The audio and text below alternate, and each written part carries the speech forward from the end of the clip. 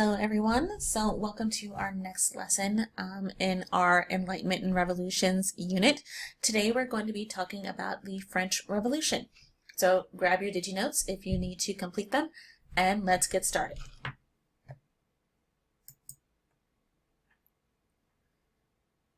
So you'll be talking about the American Revolution next year in U.S. history, but for your reference, soon after that event, soon after the American Revolution, another revolution is going to break out in France that had four main causes.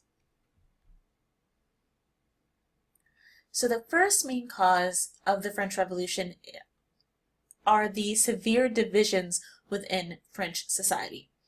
France at this time, so we're talking the 1780s, is divided into three estates or social classes. The first estate is made up of the clergy or the priests. The second estate is comprised of the nobility, so again think your lords, your ladies, your dukes and duchesses, so on and so forth.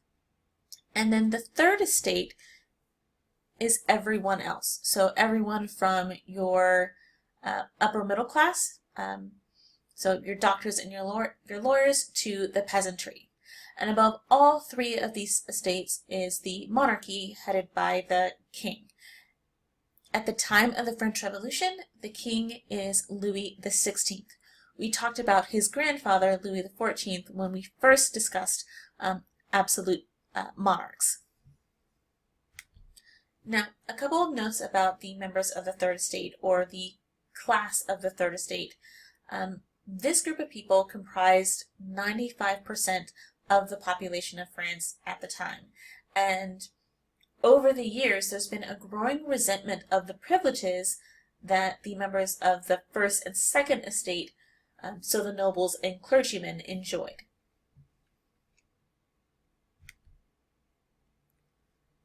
So within this sort of pre-existing tension between the different social classes within France, we get the influence of the Enlightenment philosophers that we talked about last class. And remember, while these Enlightenment philosophers had varying ideas about government and how government should be organized, the rights of the different of individuals, how individuals should participate in government, one thing that they all had in common is that they generally criticized the idea of absolute monarchies, particularly the absolute monarchy in France, since most of these Enlightenment philosophers are in fact French.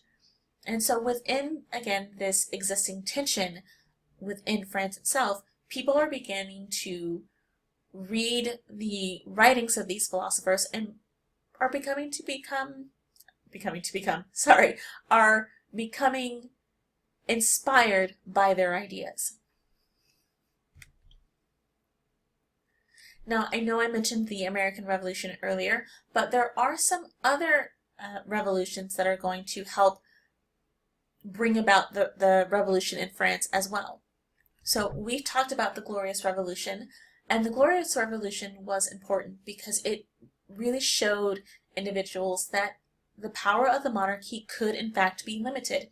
If you remember, after the Glorious Revolution, William and Mary were first forced to sign the English Bill of Rights, which drastically limited their power and gave more power to England's Parliament, or their legislative body.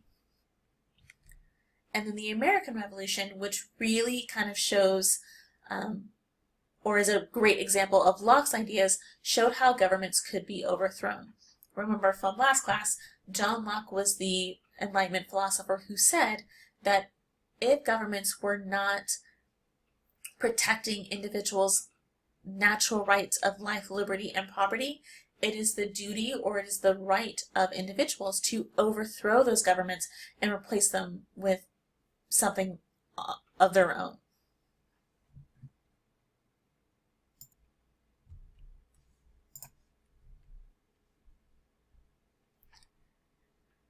Now, the fourth and final reason for the cause of the French Revolution are the economic problems that France is going to experience over the course of just a few short years.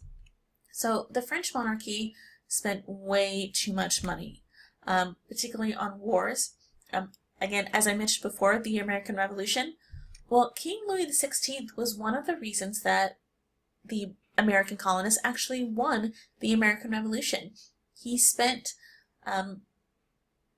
a lot of money in soldiers and aid, sending that to the American colonies as we were fighting against the British. And he really ended up kind of bankrupting France to help the American colonists win the war against the British in the American Revolution.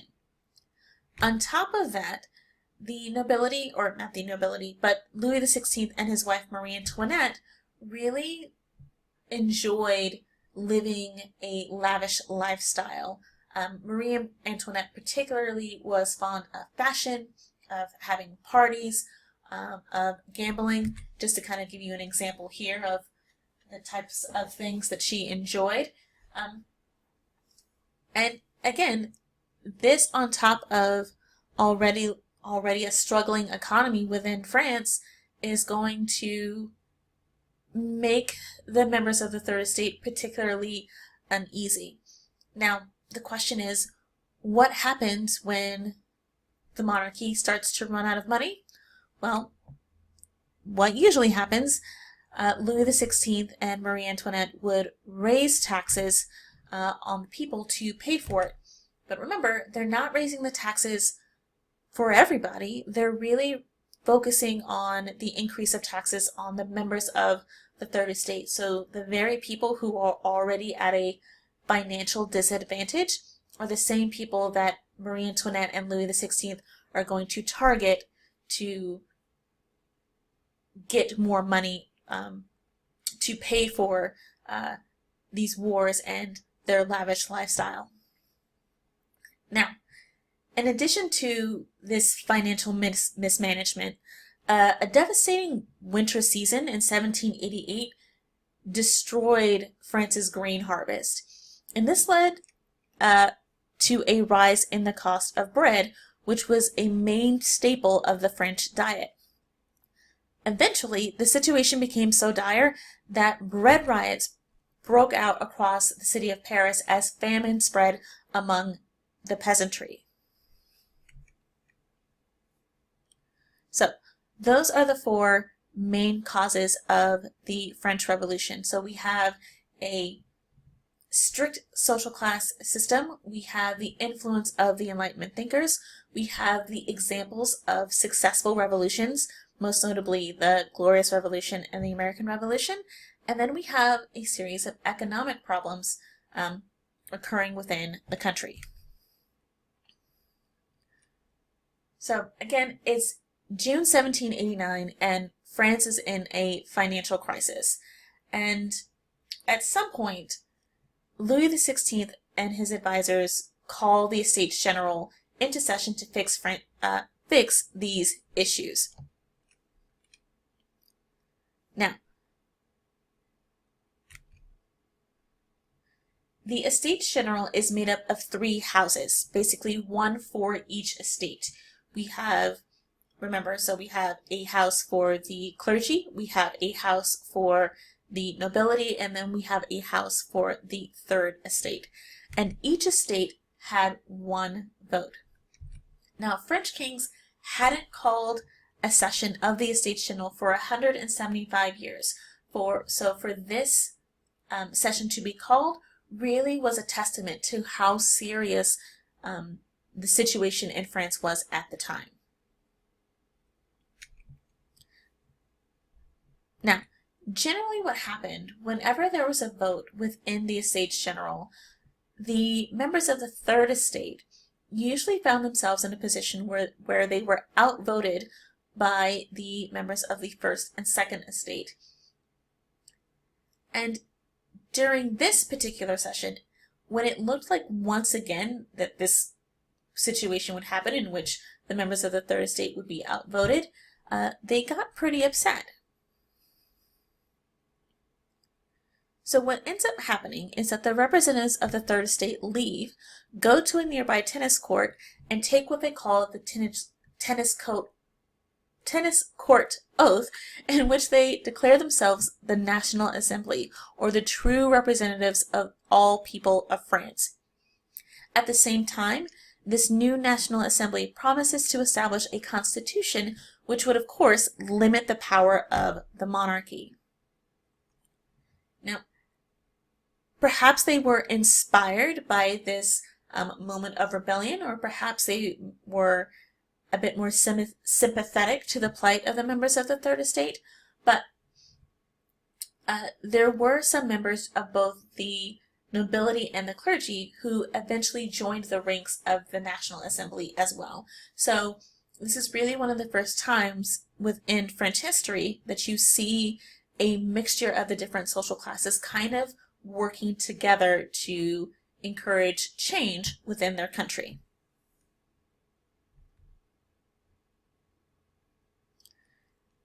Now, rumors were beginning to spread that Louis XVI was going to send troops to Paris, which was kind of the hub of all of this Enlightenment and revolutionary talk. And his intention, according to rumor, was to squash the potential rebellion that could be playing out at this time. Parisians within the city decided to arm themselves in preparation and proceeded to gather weapons. But the gunpowder for these weapons was stored in the Bastille, which was a prison notorious for its torture tactics and really kind of a symbol of the monarchy's abuse of power.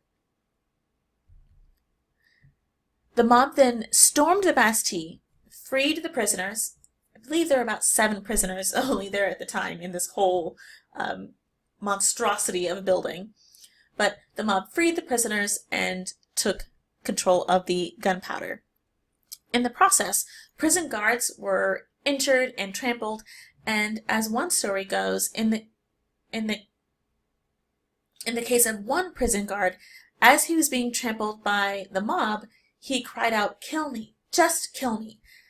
The mob, unfortunately, obliged him, killed him, severed his head, placed it on a pike, and proceeded to parade with it around the city of Paris. It is this event, the storming of the Bastille, that we point to as the beginning, or the official beginning, of the French Revolution. Now, the French Revolution can really be divided into 3 separate stages, so we're going to take a look at those right now. The first stage of the revolution is what we call the moderate phase. It's really a phase where there is some political adjustment. So first, in August of 1789, nobles within the National Assembly decided to end the special privileges that they enjoyed. Again, a pretty big step within a society that had, strict divisions among its 3 social classes. That same month, a document known as the Declaration of the Rights of Man and the Citizen was issued by the Assembly, and it recognized that all male citizens had the rights of liberty, property, security, and resistance to oppression, and that further, all male citizens are equal.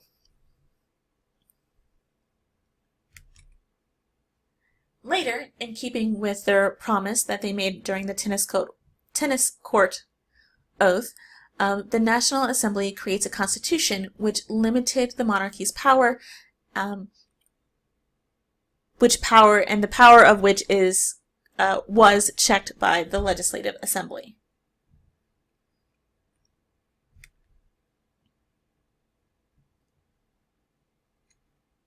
Very soon, though, the French Revolution goes into a more violent phase between 1791 and 1794. And typically when people think about the French Revolution, this is the stage that they most remember. So in October of 1791, radicals took control of the Legislative Assembly and declared war on other European countries in order to spread revolution. Of course, the idea was to kind of create republics throughout Europe and end the power, the dominion of European monarchies. In August of 1792, radicals then created a new legislature called the National Convention, abolished the monarchy, and declared France a republic. It's during this time that Louis XVI, Marie Antoinette, and their children are removed from the Palace of Versailles and held under house arrest in Paris.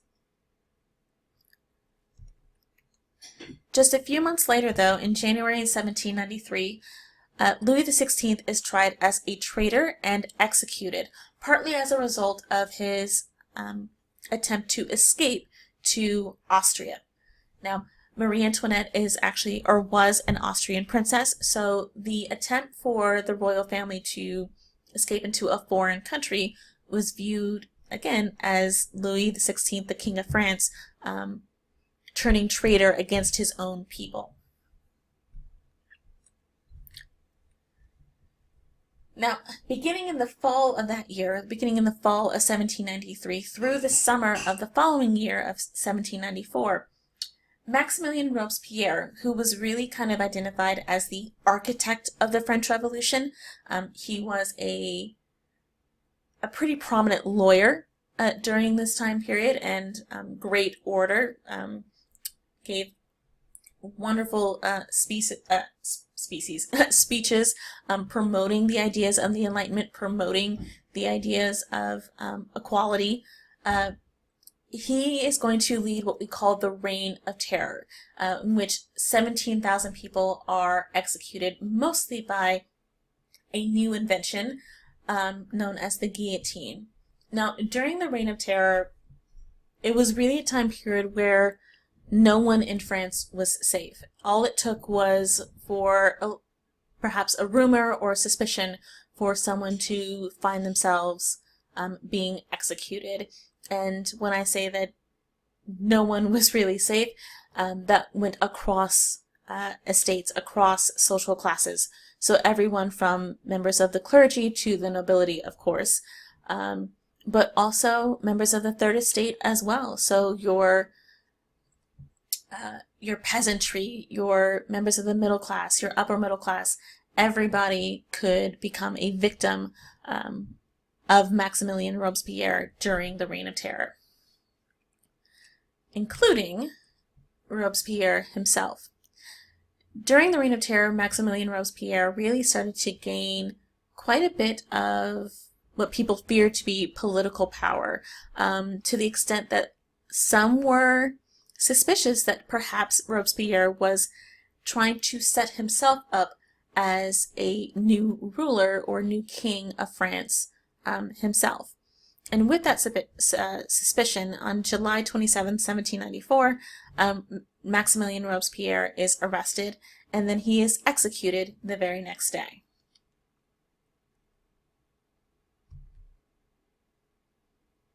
So, in this picture here, you can see the execution of Louis XVI.